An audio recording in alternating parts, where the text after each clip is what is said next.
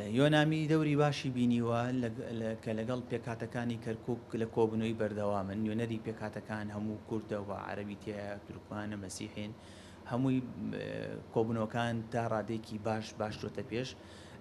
وجهاتی نەزر متەقارب هەیە، لە هەندێک نقاط خلاف هەیە، لە هەندێکیش خلاف نییە. باشە ممکنە ئەو دانیشتانەش لەگەڵ بە هەمانگی لەگەڵ هەرێمی کوردستان و لەگەڵ حکوومەتی فیدراڵە بگەینە سیغەیەکەوە، سیغەیەکی تەوافقی بێ کە هەمومان بۆ ئەم مەرحەلەیە لەسەری ڕازی بین. جارێ ماوە کۆبنەوەکان بەردەوامە و بەڵام مەراحلی ئەخیری کۆبنەوەکانە، یعنی ئەتوانین بڵین تا ڕادێکی باش چۆتە پێش.